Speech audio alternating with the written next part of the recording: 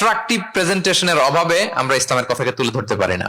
ওরা যে মতবাদ, ওদের যে ডক্ট্রিন, ওদের যে আইডিওলজি, ওদের যে চিন্তা চেতনা, এই বস্তা পচা মতবাদকে ওরা সুন্দরভাবে বিউটিফাই করে, ফান্ডিং করে এমন প্যাট্রনেজের সাথে গোটা বিশ্বে আনে, চোখ ধাঁধানো মনে হয়। কিন্তু আমাদের প্রপার প্রেজেন্টেশনের কারণে আমরা ইসলামকে নন মুসলিম বন্ধুদের কাছে তুলে ধরতে পারি না। এজন্য আমরা অমুসলিম দেশে যারা থাকি, এটা আমাদের সবার দায়িত্ব। We all are the ambassador of Islam in a non Muslim land. প্রত্যেকে আমরা ইসলামিক অ্যাম্বাসেডর। আপনাকে দেখে ওরা ইসলামকে জাজ করবে। আপনি যদি মিথ্যা বলেন তো আপনার গালে দিবে না, বলবে মুসলমানরাই এরকম। আপনি লেনদেনে যদি কারচুপি করেন, বলবে মুসলমানরাই এরকম। এজন্য আপনাকে অ্যাম্বাসেডরের ভূমিকা পালন করতে হবে নন মুসলিম দেশে। এবং নন মুসলিম দেশে স্থায়ীভাবে যদি কেউ থাকতে হয়, তার দাওয়াতের নিয়তে থাকতে হবে। It's a must, I repeat. অমুসলিম দেশে ব্যবসা করতে যাবেন অস্থায়ীভাবে, ওকে। চাকরি, ওকে। চিকিৎসা পারপাস, ওকে। পড়াশোনা, ওকে। কিন্তু স্থায়ীভাবে যদি কোনো অমুসলিম দেশের পাসপোর্ট নিয়ে থাকতে হয়, স্থায়ীভাবে, of course it should be with the intention of দাওয়া।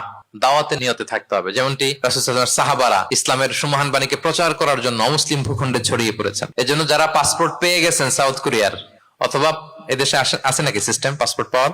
আছে? আচ্ছা, যারা পেয়েছেন বা প্রসেসিং আছেন যে আমি এদেশের পাসপোর্ট নিব, অফকোর্স আপনার দাওয়াতি নিয়তে থাকতে হবে যে আমি ইসলামকে ছড়াই দিব, এই নিয়তে আছি, তাইলে থাকাটা বৈধ। তা না হলে অমুসলিম ভূখণ্ডে কোনো মুসলিম স্থায়ীভাবে বসবাস করতে পারবে? রাসূল সাল্লাল্লাহু আলাইহি ওয়াসাল্লামের ভয়ঙ্কর ধমক আছে একটা, তিনি বলেছেন আনা বারিউন মিন কুল্লি মুসলিম ইয়াকিমু বাইনা আযহুরিল মুশরিকিন। আমি ওই প্রত্যেক মুসলমান থেকে আমি বারি, তার কোনো দায়ভার আমার নাই যে অমুসলিম ভূখণ্ডে মুশরিকদের সাথে থাকে। গভীর হুঁশিয়ারি, সতর্কবার্তা, ওয়ার্নিং।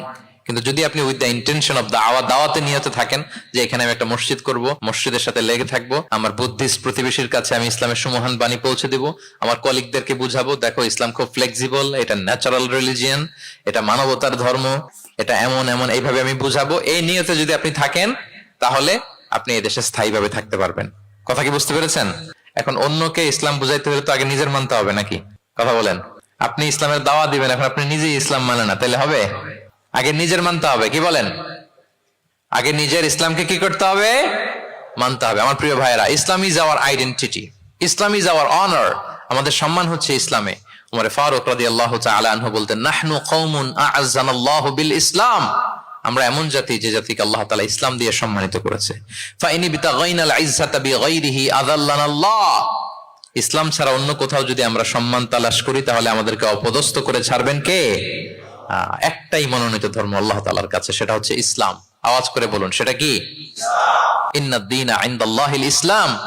একমাত্র আল্লাহর কাছে the accepted only one religion to Allah, সেটা হচ্ছে ইসলাম। ওমাই ইয়াবতাগি গায়রাল ইসলামি দীনান ফালান ইউকবালা মিনহু ওয়া হুয়া ফিল আখিরাতি মিনাল খাসিরিন। ইসলাম ছাড়া অন্য কিছু যদি কেউ তালাশ করে, সেটার সাথে নিজেকে জড়ায়, আল্লাহ তাআলা কবুল করবেন না। That will not be accepted from him in the day of judgment, and he will be loser minal khasirin, সে হবে লুজার, হতভাগা হবে, দুর্ভাগা হবে। তাহলে আমরা যেন ইসলামকে আমাদের শেকড় হিসেবে কনসিডার করি, আমাদের ছেলে মেয়েদেরকে যেন ইসলামী তারবিয়ার উপর আমরা গড়ে তুলি, এবং ইসলামকে যেন আমরা ভেতর থেকে সবাই লালন করি, ধারণ করি, এবং ইসলামের সুমহান বাণীকে যেন আমরা পৌঁছে দেই।